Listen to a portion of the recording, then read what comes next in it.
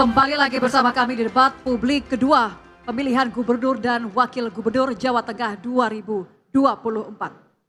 Di sesi kedua ini, saudara, calon gubernur dari masing-masing paslon akan melakukan pendalaman visi misi dengan menjawab pertanyaan pilihan yang sudah dirancang oleh tim panelis. Kami mohon para pendukung selama debat berlangsung dimohon kerjasamanya dan tidak melakukan provokasi selama debat berlangsung. Dalam sesi ini saudara, porsi yang lebih besar akan diberikan kepada calon gubernur. Namun jika ada sisa waktu maka calon wakil gubernur dari masing-masing paslon dipersilakan untuk menambahkan jawaban maupun menanggapi. Begini aturan mainnya Bapak-Bapak sekalian, di hadapan kami telah tersedia amplop pertanyaan dan calon gubernur nanti yang mendapatkan giliran akan dipersilakan mengambil bola pada fishbowl A, saya ulangi, fishbowl A yang akan merujuk pada amplop pertanyaan nantinya. Moderator akan membacakan pertanyaan dan calon gubernur akan diberikan waktu selama 3 menit untuk menjawab pertanyaan. Selanjutnya, calon gubernur lain akan memberikan tanggapan atas jawaban lawan dengan durasi 2 menit. Kemudian akan ditanggapi kembali oleh calon gubernur yang menjawab selama 2 menit. Kami tegaskan kembali bila masih ada waktu, kami persilakan pada partner Anda, calon wakil gubernur untuk menambahkan jawaban atau tambahannya. Ditanggapi? Dipahami ya Bapak-Bapak sekalian ya? Baik, kita akan langsung mulai sesi ini dengan calon gubernur nomor urut 1. Kami persilakan. Kami persilakan untuk Silakan, calon gubernur Bapak. Nomor urut 1 untuk mengambil di fishbowl A dan diperlihatkan nomornya ke publik.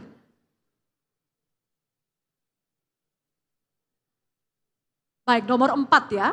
Nomor 4 mohon diletakkan kembali di wadah kosong di tengah, Bapak. Terima kasih. Dipersilakan kembali ke podium. Paslon nomor urut 1 mendapatkan bola nomor 4. Saya akan ambil. Amplop nomor 4 masih tersegel. Ini menandakan kerahasiaan masih terjaga. Saya akan buka.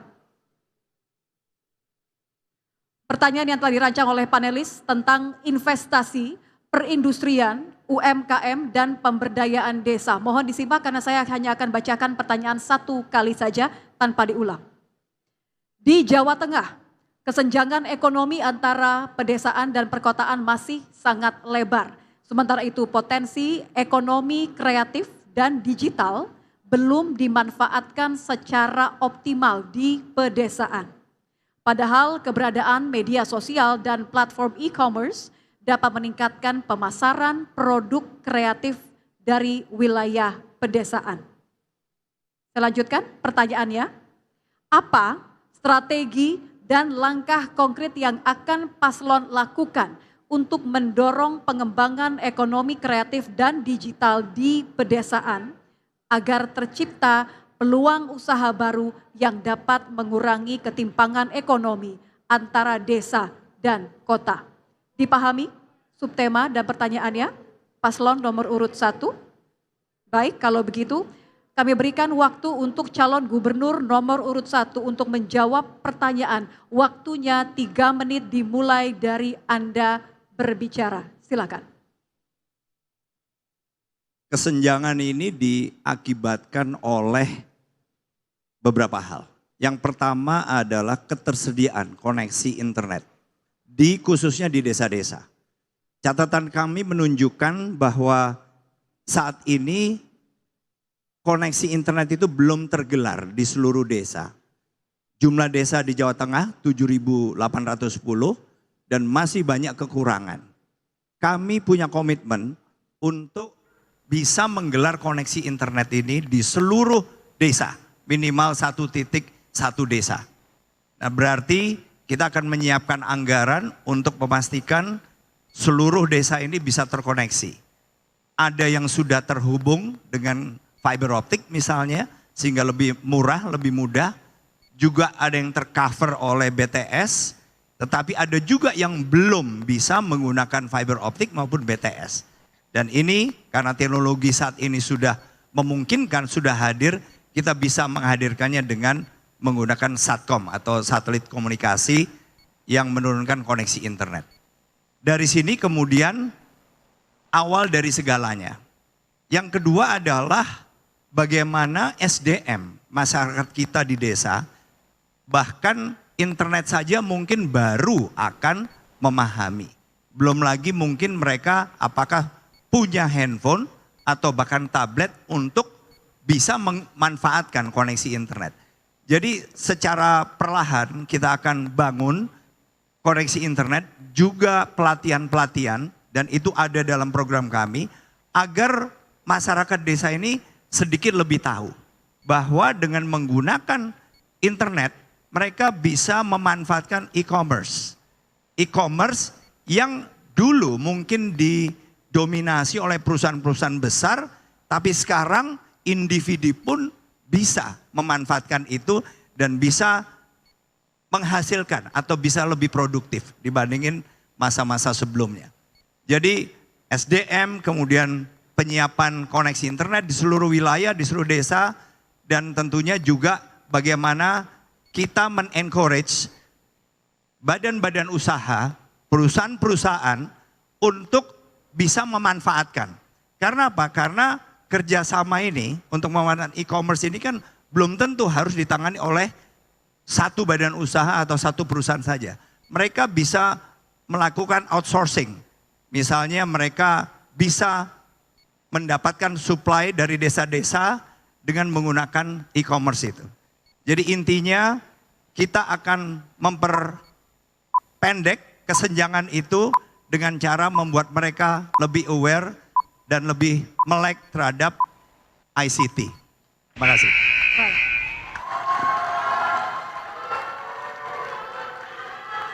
Selanjutnya kami persilakan untuk calon gubernur nomor urut 2 untuk menanggapi. Waktunya 2 menit dimulai dari Anda berbicara. Silakan. Baik, terima kasih saudara moderator. Titik beratnya tadi adalah terkait dengan ekonomi kreatif. Kita tahu bahwa di dunia ini telah mencatat 2 kota kreatif. Yang pertama adalah Pekalongan, dan yang kedua adalah Solo. Ini yang mendasari bahwa ekonomi kreatif harus kita tegaskan. Di Jawa Tengah ada 3 hal yang menurutkan terkait dengan ekonomi kreatif, yaitu kuliner, fashion, dan kriya. Oleh karena itu, untuk mengangkat ekonomi kreatif, kita berangkatnya adalah dari desa. Kemudian apa yang kita lakukan? Di Jawa Tengah generasi Z hampir 50,2%. Sehingga saya jamin anak-anak generasi Z, anak muda, saya berikan ngopeni anak muda dengan kartu zilenial. Untuk apa? Kartu ini dimanfaatkan adalah memberikan kesempatan bagi anak-anak muda kita untuk berkreatif. Dengan jalan apa? Bahwa dengan punya kartu ini, rekan-rekan zilenial bisa melakukan kursus, kemudian melakukan kegiatan yang didampingi oleh kepala dinas. Sehingga bonusnya bisa ngopi gratis dan internet gratis. Di mana dilakukan? Di seluruh kecamatan kita akan kita tempatkan rumah kreatif di masing-masing kecamatan. Dengan demikian, apabila anak-anak muda di desa kita sudah berkreatif, secara tidak langsung dia bisa menghidupkan, menciptakan lapangan kerja sendiri dan juga memberi kesempatan kepada orang lain. Kemudian yang kedua, di kecamatan itu akan kita jadikan workshop bagi anak-anak muda kita untuk melakukan kreatif dengan tidak menggantungkan kepada orang lain. Terima kasih. Waktunya masih ada, mau lanjutkan? 4 detik. Cukupkan Pak? Dicukupkan? Baik. Cukup? Oke. Baik. Terima kasih. Kami berikan kesempatan kepada calon gubernur nomor urut 1 untuk merespon tanggapan dari calon gubernur nomor urut 2. Waktunya sama, 2 menit dimulai dari Anda berbicara. Silakan. Tambahan dari Mas Lutfi adalah program-program bagus dan memang dibutuhkan. Nah, kemudian memang begitu banyak sebetulnya peluang-peluang bagi desa maupun mereka-mereka yang belum mungkin terekspos kepada koneksi internet itu untuk lebih meningkatkan diri. Saya menambahkan saja bahwa kesempatan bagi mereka untuk belajar itu justru lebih banyak didapatkan dari peers atau teman-teman maupun badan-badan usaha yang peduli. Karena apa? Karena justru perusahaan-perusahaan yang sudah lebih dulu menggunakan e-commerce, kalau mereka bisa memanfaatkan potensi desa, ini akan lebih efektif lagi kemungkinannya untuk membesarkan bukan saja perusahaan mereka, tetapi juga mereka-mereka yang ada di desa yang pasti memberikan kontribusi untuk memperbesar secara bersama-sama usaha mereka bersama.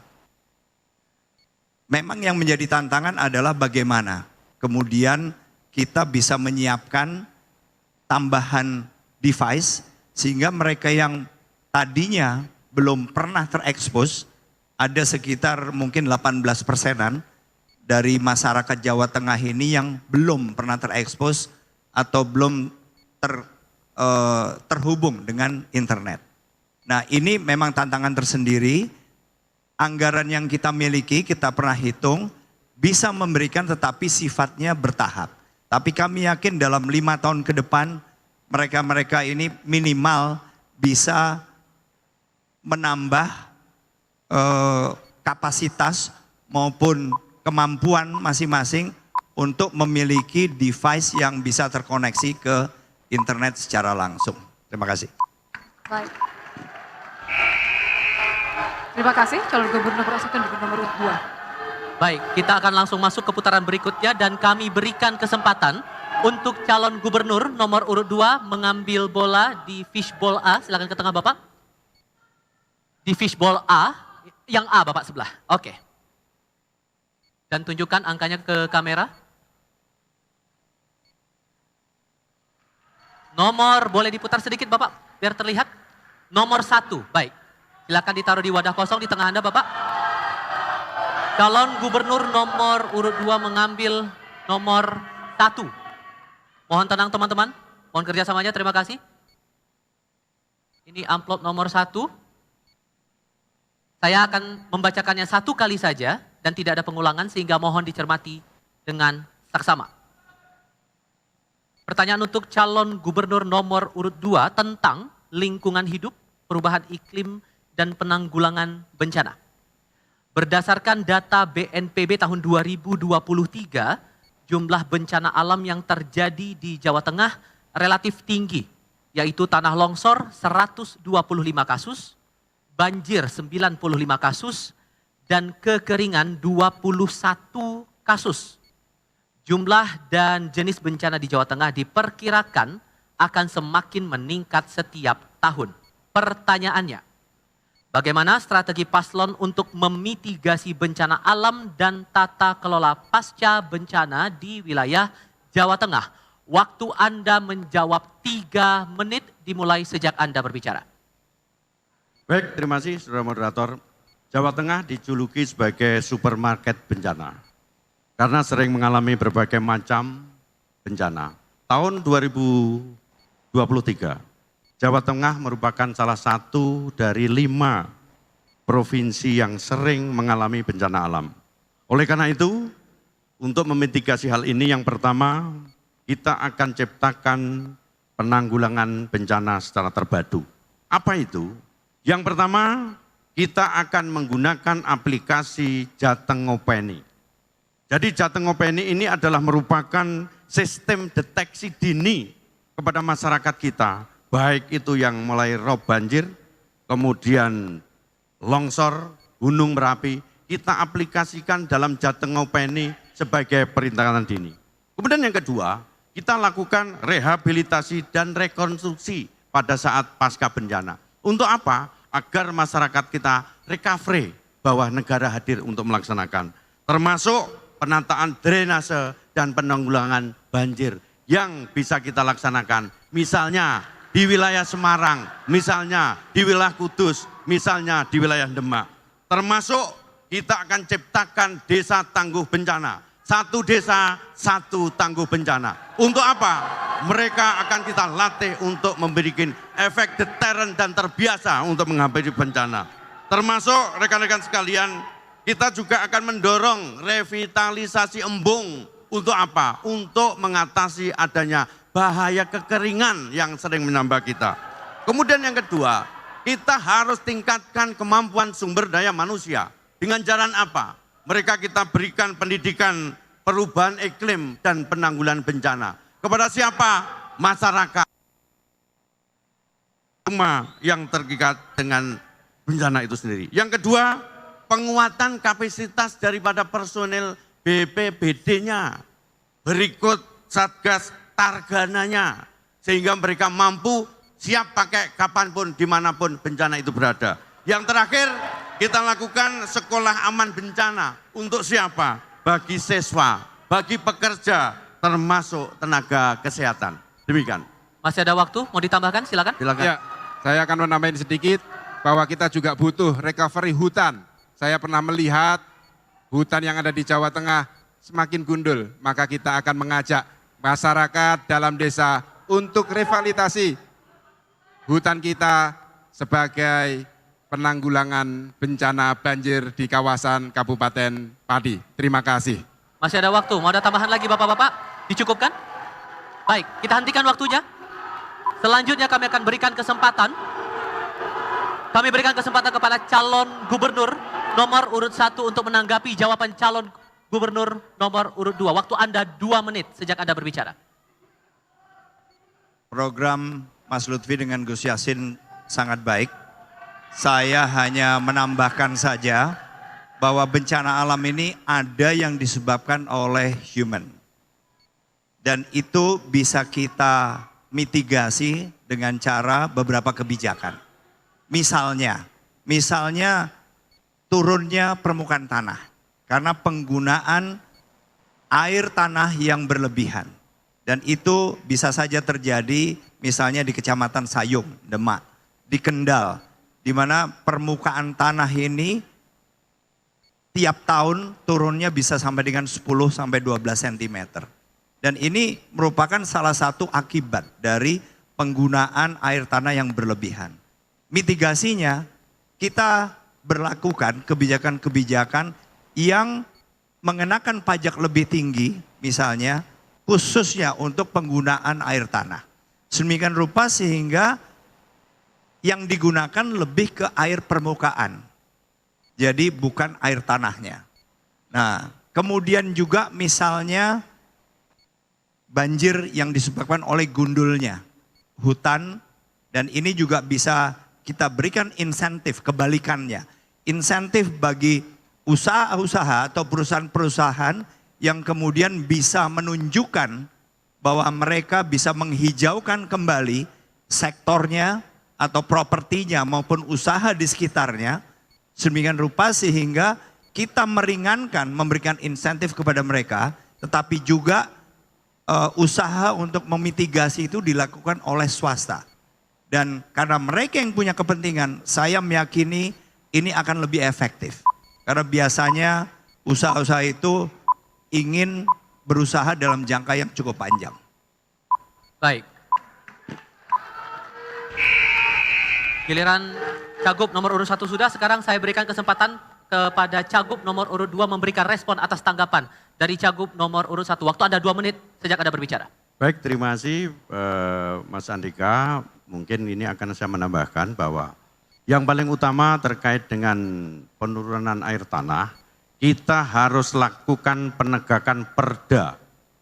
Sehingga tidak ada lagi dalam pengambilan air tanah semena-mena. Perda itu diatur dan dilaksanakan evaluasi pengambilan air tanah adalah 1 tahun sekali. Manakala saya dengan Gus Yassin nanti menjadi gubernur, perda itu akan kaya revisi untuk 3 bulan sekali kita lakukan evaluasi pengambilan air tanah untuk tidak dilakukan semena-mena. Itu yang pertama. Kemudian yang kedua, apa solusinya? Kita harus menggunakan desalinasi. Dengan apa? Untuk merubah air tawar menjadi air, air asin menjadi air tawar. Yang sudah dilaksanakan oleh Undip, yang sekarang dipraktekkan di Sayung. Jadi air asin kita rubah menjadi air tawar. Sehingga pengambilan air yang semena-mena, yang tidak melalui aturan, yang melanggar aturan sebagai perda, dapat dimitigasi dengan adanya pengambilan atau alat yang sudah dicontohkan oleh Undip. Oleh karena itu, saya nanti akan berjanji bahwa untuk selanjutnya koordinasi dengan BUMD kita, dengan PUMD kita untuk melaksanakan kegiatan dengan adanya penggunaan air tanah itu sendiri. Demikian selesai. Masih ada waktu? Ada tambahan? Atau cukup? Oke, kita hentikan waktunya dan kita beri apresiasi untuk kedua pasangan calon untuk sesi kali ini. Baiklah Bapak dan Ibu, masing-masing pasangan calon 1 dan 2 telah menjawab pertanyaan dari panelis dan ditanggapi oleh paslon lainnya serta merespon balik tanggapan dari masing-masing calon gubernur. Di segmen berikutnya kita akan mendengar pendalaman visi misi namun kali ini dari masing-masing calon wakil gubernur. Tetaplah bersama kami tetap mohon kerjasamanya para pendukung, tidak memprovokasi. Kami akan kembali usai jeda di debat publik kedua pemilihan gubernur dan wakil gubernur Provinsi Jawa Tengah 2024.